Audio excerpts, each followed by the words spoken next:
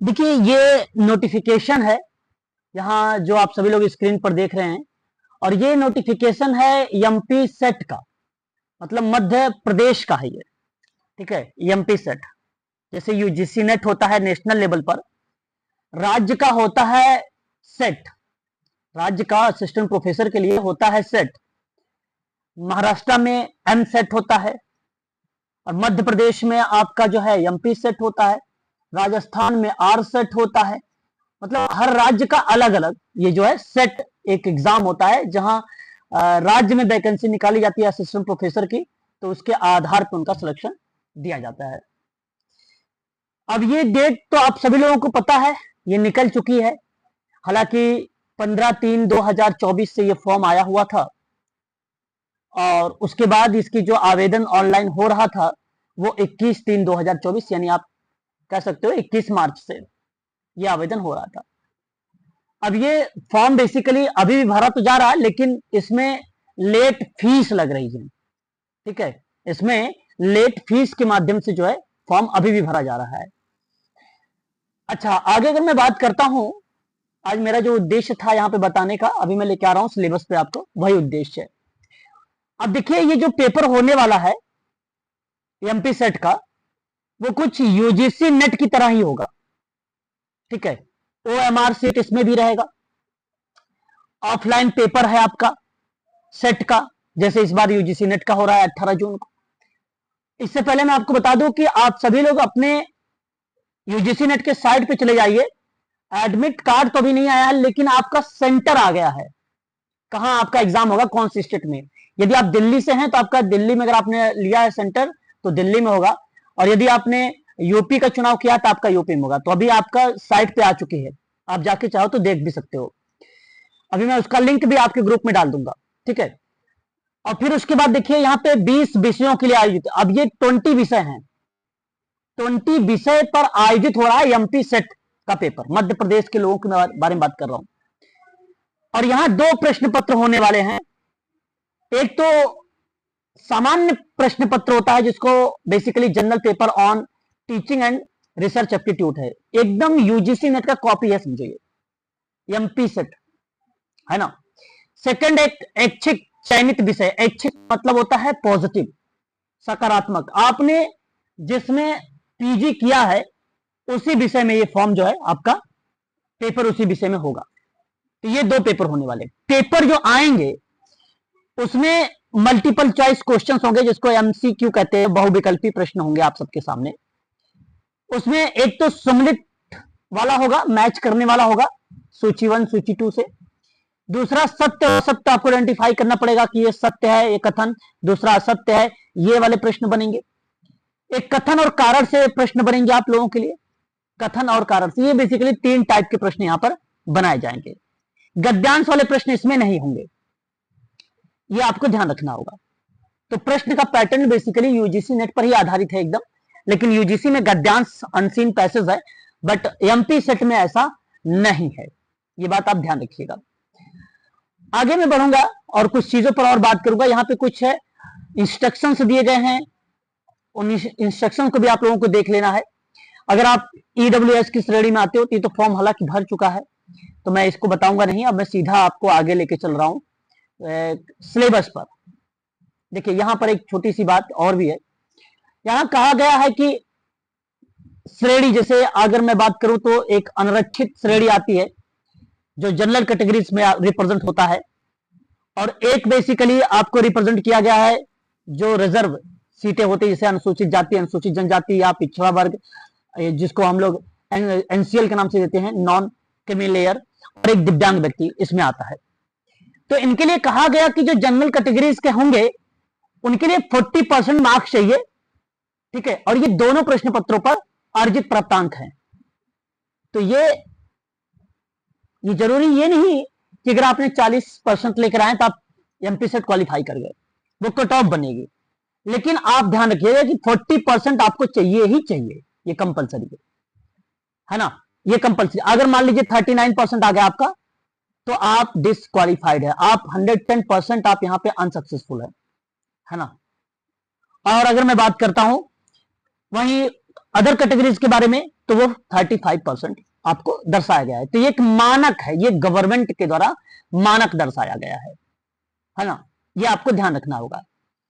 उसके बाद देखिए यहां पे कहा गया कि विषयवार श्रेणी और वर्गों के स्लॉट का विभाजन की गणना प्रतिशत के परिणाम दशमलव में प्राप्त होने पर 0.5 और पूर्व दशमलव अंकों का पूर्ववर्ती पूर्णांक और 0.5 से अधिक होने पर यह बेसिकली क्या है कि जो रिप्रेजेंट होने वाला है परसेंटेज से बेसिकली बनाया जाएगा कि इतने 60% पर आपका क्वालिफाई है, 40% पर क्वालिफाई है, 67% पे ये कट ऑफ इस तरीके से दर्शाई जाएगी।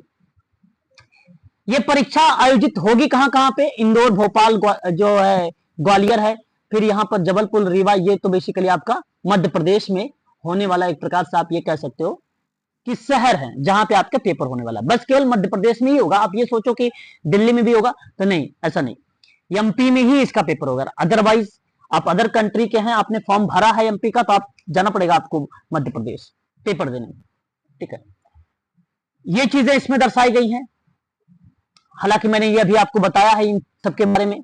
ऑफलाइन पेपर यहां देख सकते हैं आप लोग, कहता है कि पहले जो पेपर होगा 50 प्रश्न की संख्या होगी और 100 अंक मिलेंगे। दूसरा जो होगा पेपर आपका सोशल वर्क या सोशोलॉजी, तो वो बेसिकली 100 नंबर का होगा और 200 अंक होंगे। यहां बेसिकली समय अवधि आपको 3 घंटे की दी गई है, तो 300 बेसिकली आपके बन जाएंगे मार्क्स का। ये रिप्रेजेंट किया गया यहां पे अंकन में। यहां पे देखिए लिखा हुआ है साफ शब्दों में, कट ऑफ के समान अंक पाने वाले समस्त जो अभ्यर्थी होंगे उन्हीं के आधार पर उनका जो है चुनाव किया जाएगा। प्रत्येक प्रश्न जिस तरीके से यूजीसी में एक प्रश्न 2 नंबर का होता है, ठीक उसी प्रकार से मध्य प्रदेश में भी आप कह सकते हो कि एक प्रश्न 2 नंबर के आएंगे। ऋणात्मक मूल्यांकन नहीं है, इसका मतलब है कि नेगेटिव मार्किंग नहीं है। जिस तरीके से यूजीसी में नेगेटिव मार्किंग नहीं है, ठीक उसी प्रकार से एमपी सेट में भी नेगेटिव मार्किंग नहीं है। अभ्यर्थी को सिर्फ एक ही विकल्प उत्तर के आधार पर या तौर पर हमें चुनना पड़ेगा। जिस तरीके से आपके सामने इस ओमार सीट आती है, मैंने ओमार सीट आप लोगों को एक दिन दिखा दूंगा मैं, ठीक है, और उसी को आपको एक को क्या करना होगा, एक सर्कल को आपको एक गोला बनाना पड़ेगा। ये ऑप्शन ए है, ये ऑप्शन बी है, ये ऑप्शन सी, ये ऑप्शन डी है, तो उसी आधार पे आपको सर्कल करना पड़ेगा। ये चीजें बेसिकली यहां पर मेंशन की गई है। आगे बढ़ते हैं। ऋणात्मक नहीं है, ऋणात्मक का मतलब होता है नेगेटिव मार्किंग। प्रश्न जो बेसिकली यहां पर दिया जाएगा वो हिंदी और अंग्रेजी दोनों माध्यम से होगा। आपको इंग्लिश में मिलेगा, इंग्लिश में और हिंदी में मिलेगा, ठीक उसी प्रकार से जिस तरीके से यूजीसी नेट में मिलने वाला है। भाषा विषय का प्रश्न पत्र जो होने वाला है वो बेसिकली संबंध में भाषा ही होगा। यहां कहा गया कि अनुवाद की विसंगति की स्थिति में हिंदी में लिखे प्रश्न को ये वरीयता दी जाएगी। मतलब मध्य प्रदेश ने यहां पे थोड़ा सा यूजीसी नेट से उल्टा कर दिया है। यूजीसी नेट कहता है कि मैं वरीयता, मैं प्राथमिकता दूंगा इंग्लिश को, लेकिन सेट ने कहा कि मैं प्राथमिकता दूंगा हिंदी को। तो एमपी में बेसिकली आप सभी लोग को बता दूं कि जब कभी कभी क्या होता है, प्रश्न हिंदी में अलग रहते हैं, इंग्लिश में अलग रहते हैं, प्रश्न संख्या वही रहती है, ऑप्शन अलग हो जाता है और प्रश्न भी अलग हो जाता है कभी कभी। तो ये आपको बता दूं कि आपको हिंदी में, हिंदी को बहुत ध्यान से देखना पड़ेगा और हिंदी को वरीयता दी जाएगी, इंग्लिश को वरीयता नहीं दी जाएगी मध्य प्रदेश में। ये इंपॉर्टेंट पॉइंट रहेगा, पॉइंट नंबर 3, ये इसके नोटिफिकेशन में लिखा हुआ है। ठीक इसका अपोजिट होता है यूजीसी नेट में। आगे बात करेंगे, मैं सीधा लेके अब चल रहा हूं आप लोगों को कहां पे, सिलेबस पर। कारण यहां पर ये देखिएगा, मध्य प्रदेश लोक सेवा आयोग राज्य पात्रता परीक्षा 2024 परीक्षा में 20 विषयों का स्नातकोत्तर स्तर पर विषयों की उपाधि से सूची नियमांकन किया गया है या निम्नानुसार दर्शाया गया है। ये देखिए यहां विषय कोड है, ये विषय कोड है। तो प्रश्न जो आने वाले हैं अभी आप लोगों के सामने, जैसे ये देखिए ऐच्छिक आपके सामने मेंशन किया गया है कि यह रसायन विज्ञान है। आपने डिग्री जो है केमिस्ट्री में लिया है, इसमें लिया है, इसमें लिया है, ये आपने डिग्री लिया है। मैं सीधा सोशल वर्क पे लेके आ रहा हूं और सोशल वर्क आप यहां पे देखेंगे 20वें नंबर पर, सॉरी 19वें नंबर पर, 19वें नंबर पे सोशोलॉजी लिखा हुआ है। यह ऐच्छिक विषय है।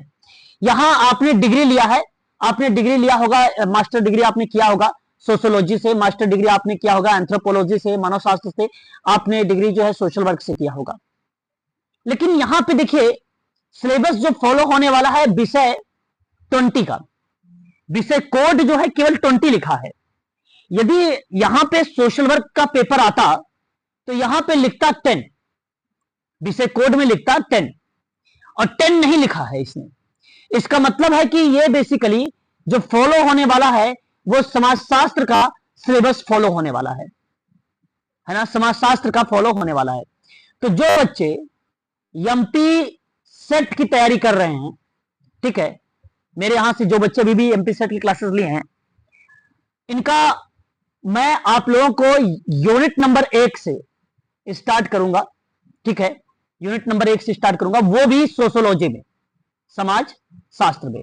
कारण यह कि अभी तक क्लियर नहीं कर रहा है, स्पष्टीकरण नहीं कर रहा है कि समाजकारी से पेपर में आने वाला है या समाज शास्त्र से आने वाला है, ठीक है। तो कारण यह है कि यहां ऐच्छिक विषय समाजशास्त्र रखा और डायरेक्ट फिर सब्जेक्ट कोड इसने मेंशन किया 20, ठीक है। पिछली बार ऐसा नहीं हुआ था, पिछली बार सब्जेक्ट कोड लिखा हुआ था, पिछली बार सब्जेक्ट कोड लिखा हुआ था, तो इसलिए फॉलो हुआ था यहां पे सोशल वर्क। लेकिन मैं कहूंगा कि यहां पे थोड़ा सा आयोग ने यहां पे आप ये कह लीजिए कि गलती, या तो आप ये कह लीजिए कि मिस प्रिंटेड या मिस अंडरस्टैंड के आधार पे, कि इन्होंने मेंशन नहीं किया कि अगर एमपी सेट में सोशियोलॉजी को फॉलो आप कर रहे हो तो एमपी पीएससी में भी आप सोशियोलॉजी को फॉलो कर रहे हो, क्योंकि एमपी पीएससी फॉर्म वही भर सकता है स्टूडेंट जो बच्चे एमपी सेट क्वालिफाई कर सकते हैं, जो बच्चे एमपी सेट क्वालिफाई कर रखे हैं वही एमपी पीएससी का फॉर्म भर सकते हैं। तो दोनों का सिलेबस, क्योंकि एमपी पीएससी आयोग ने साफ शब्दों में कहा कि मैं सोशियोलॉजी को फॉलो करेंगे, और यानी जब ये फॉलो कर रहा है सोशियोलॉजी के सिलेबस को और आप भी एमपी सेट में फॉलो कर रहे हो, तो दोनों सिलेबस हो गए कॉमन, दोनों सिलेबस कॉमन हो गए। तो जो भी प्रश्न बनने वाले हैं आप समझिए कि उन्हीं के इर्द गिर्द आने वाले हैं सोशियोलॉजी के संबंध में। लेकिन आप ये ना सोचे जो सोशल वर्क के स्टूडेंट हैं कि मैं उनको समाजकारी से दूर रखूंगा, बिल्कुल ऐसा नहीं होगा, है ना। तो मेरे यहां क्लासेस अलग सेपरेट है, एमपी पीएससी क्लासेस भी, यूजीसी नेट की क्लासेस भी और DSSB की भी। तो ये आप सबके लिए बेनिफिट है, ठीक है। अलकनंदा सर, आरके सर और सोनल मैडम, अभी 3 ही बच्चे थे मेरे पास सामने, इन बच्चों के लिए थोड़ा सा बेनिफिट हुआ है यहां पे एक प्रकार से कि ये दोनों चीजें आपको वहां पर मिल जाएगी आसानी से, ठीक है। तो इन तीनों बच्चों से मैं एक बार कहूंगा कि मुझे इंडिविजुअल एक बार मैसेज करिएगा, क्योंकि मैं आप अलग ग्रुप बनाऊंगा तो उस ग्रुप में आप लोगों को जरूर मेंशन करूंगा, ताकि आप लोग जो है एग्जाम को आसानी से क्रैक कर सके, है ना। और ये आयोग के द्वारा है मिसअंडरस्टैंडिंग, आयोग के द्वारा।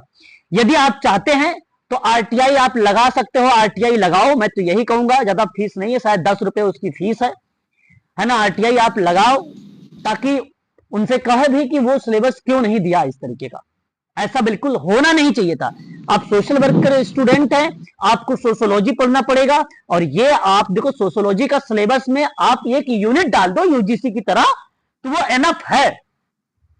लेकिन आप ये कहो कि सोशियोलॉजी पूरा पढ़ा जाए, इन फ्यूचर में सोशियोलॉजी बेसिकली क्या है, थ्योरेटिकल बेस्ड चीजें होती हैं। प्रोफेशनल है सोशल वर्कर क्योंकि प्रैक्टिकल बेस्ड होता है, आपका जो कार्य है बेसिकली प्रैक्टिकली है वो चीजें, है ना। ज्यादातर आप जो भी आप असिस्टेंट अगर प्रोफेसर भी बनेंगे तो प्रैक्टिकली बेस्ड ही क्रियाओं को रिप्रेजेंट करेंगे वहां पर, है ना। तो ये भूमिका बनती है। तो मेरा आज कहने का जो उद्देश्य था, इसी उद्देश्य से मैं आप लोगों को यहाँ पर सिलेबस को लेकर बातचीत करने वाला था, ठीक है। बाकी अगर मैंने भी सेट पर भरी हूँ, ओके। देखो नहीं, जो बच्चे हमारे यहाँ से क्लासेस को परचेज कर रखे, मैं उन बच्चों की बात कर, अगर आपने परचेज कर रखा है तो आप भी वहां पे कर सकते हो मुझे मैसेज, है ना। जो बच्चे एमपी सेट की क्लासेस लेते हैं, है ना, नेट की नहीं, एमपी सेट की क्लासेस की बात मैं कर रहा हूँ। नेट की क्लासेस अलग होती हैं, सेट की क्लासेस अलग होती हैं। नेट की क्लासेस जो होंगी वो सोशल वर्क पर आधारित अलग होती है, समाजशास्त्र की क्लासेस वो अलग रहेंगी, है ना, एमपीपीएससी की। और सेट की अलग होती है। हाँ, सेट की अलग 3 क्लासेस है ना, हमने सेट की भी बना रखा है, नेट की भी बना रखा है और DSSB की भी बना रखा है, एमपीपीएससी की भी क्लासेस बना रखा है, सारी क्लासेस हमने जो है बना रखा है। तो वो आप लोगों को यहाँ पे एमपीपीएससी वाले जो स्टूडेंट होंगे उनके लिए थोड़ा सा बेनिफिट चीज ये भी बन जाएगी, क्योंकि मुझे तो और आसान हो गया, क्योंकि एमपीपीएससी का मैंने ऑलरेडी साथ करा दिया, फिर भी एमपीपीएससी के लिए एक बार रिकॉल चीजें होना शुरू हो जाएंगी, सोशियोलॉजी में रिकॉल होना शुरू हो जाएगी एमपीपीएससी के स्टूडेंट के लिए। तो जल्द मैं स्टार्ट कर दूंगा, आप निश्चिंत रहें, है ना। जैसे ये इनका पेपर समाप्त होता है यूजीसी नेट का, उसके बाद आप ही लोगों को मुझे टारगेट करना है ना। और मैं आप सीधे लेके चल रहा हूं आपके जो है क्वेश्चन पेपर पे। जी, कोई डाउट है तो पूछिए प्लीज। बिल्कुल सर, गोविंदा बात कर रहा हूँ। हाँ गोविंदा बताइए। सर, ये निवेदन था कि जैसे एमपी सेट की फिर क्लासेस हमको अलग से परचेस करना पड़ेगा? नहीं, अलग से क्यों परचेस करेंगे, आप एमपी सेट क्लास ले रखे हो ना। नहीं सर, मैंने एमपी सेट का नहीं, मैं यूजीसी नेट पे पढ़ रहा हूँ। अच्छा, यूजीसी नेट के हैं तो हाँ, तो एमपी सेट वाली क्लासेस फिर आपको अलग से देना पड़ेगा सर, है ना। ठीक है सर। फिर उसको लेना पड़ेगा। सर जैसे हम फिर असिस्टेंट प्रोफेसर के लिए सर, जैसे अगर हमारा नेट क्लियर हो जाए तो सोशलॉजी से ही भरना पड़ेगा।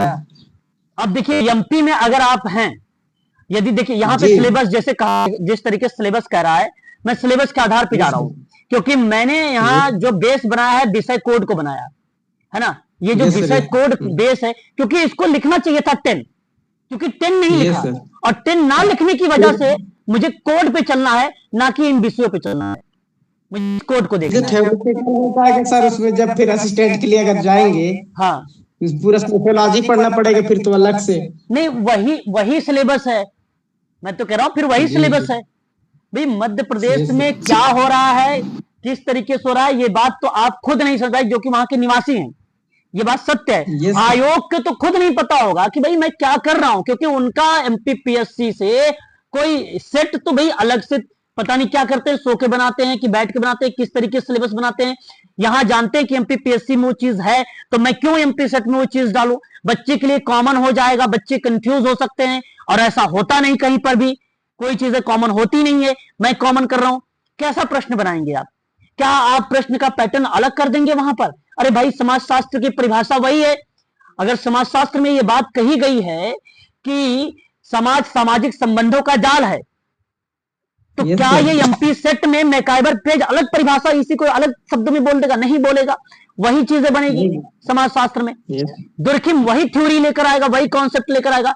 तो मेरा कहने का मतलब है, जब आप सारी चीजें उसी का आधार पे चीजें कर रहे हो तो अलग नहीं करोगे। तो ये थोड़ा सा मैं कहूंगा कि इस विचारणीय शब्द है, और साफ शब्दों में यह स्पष्टीकरण कर देता है। तो मैं कहता हूं कि आरटीआई आप लगाओ, 10 रुपए की बात है केवल, और जानकारी भी मिलेगी। उनकी आंख की पट्टी अगर खुल जाएगी तो कहेंगे हाँ भाई ऐसा चीजें हैं। मुझे नहीं लगता कोई भी स्टूडेंट लगाया है ऐसा, चाहे सोशियोलॉजी का हो, चाहे एंथ्रोपोलॉजी का हो, चाहे वो सोशल वर्क का हो, कोई भी स्टूडेंट नहीं लगाया होगा इन तीनों में से। क्योंकि एंथ्रोपोलॉजी वाले स्टूडेंट भी आप समझो बड़े सीधे साधे होते हैं, समझो केवल कि बड़े सीधे साधे होते हैं। इनको बेसिकली वैकेंसी आई भाई, फॉर्म भर देना, ये चीज होता है। 2-4 अगर कहीं वीडियोज वगैरह मिलता है, पढ़ लेना, पढ़ के जाके पेपर देना, हुआ तो ठीक, नहीं हुआ तो भी ठीक। सोशियोलॉजी वाले थोड़ा सा एक्टिव स्टूडेंट होते हैं, लेकिन सोशियोलॉजी वाले स्टूडेंट मध्य प्रदेश में जो बच्चे हैं वो ज्यादा एक्टिव नहीं है, अपेक्षाएं यूजीसी नेट की अपेक्षा। यूजीसी नेट में बेसिकली वो एक्टिव हो जाते हैं, लेकिन सेट में वो एक्टिव नहीं दिखाते हैं, सक्रियता अपने नहीं दर्शाते हैं। Social work student basically social work की अगर आधार पर बात करता हूं, ठीक उसी प्रक्रिया से जिस तरीके से सोशियोलॉजी वाले स्टूडेंट अपनी भूमिका निभाते हैं, उसी प्रक्रिया से सोशल वर्क भी निभाते हैं स्टूडेंट, है ना। तो थोड़ा सा सोशल वर्क और सोशियोलॉजी वाले स्टूडेंट जो भी प्रोग्राम कर रखे हैं, चाहे सोशियोलॉजी वाला ही स्टूडेंट क्यों ना कर रखा, उनको भी वो भी कंफ्यूज है, उनको भी कंफ्यूजन होनी चाहिए कि भाई आप वहां पे डाल रहे हो, इसको भी डाल रहे हो। ये ना सोचें आप कि मेरा ही सब्जेक्ट डाल दिया है तो मेरे लिए बहुत आसानी है ना, कंफ्यूज कर रखा है आपको ना, ऐसा मत करिएगा कि मेरे लिए आसानी है, कंफ्यूज कर रखा है आप लोगों को। तो प्लीज आप लोग एक बार जरूर इस चीजों पर आरटीआई डालें, है ना। मेरा तो कहना यही है। बाकी जिस तरीके से मैं आपको समझा रहा हूं यहाँ पे कोड के आधार पे, तो मेरे हिसाब से उनके मन में जो विचार या विचारणी शब्द आया है वो इसी प्रक्रिया के आधार पे ही आया होगा कि सब्जेक्ट कोड इन्होंने लिख दिया, तो इसका मतलब है कि सोशियोलॉजी का, समाजशास्त्र का जो सिलेबस है उनको पढ़ेंगे बच्चे, बस इनका कहने का मतलब है। एमपी सेट की क्लासेस कब से स्टार्ट होगी? एमपी सेट की क्लासेस में अभी देखो, बेसिकली मैं तो जो लेके चल रहा हूं अभी, ये आप लोग लेके चलिए। बाकी आपकी जो सिलेबस स्टार्ट होगा 20 तारीख से ही आपका मैं कंटिन्यू कर दूंगा, 20 तारीख से।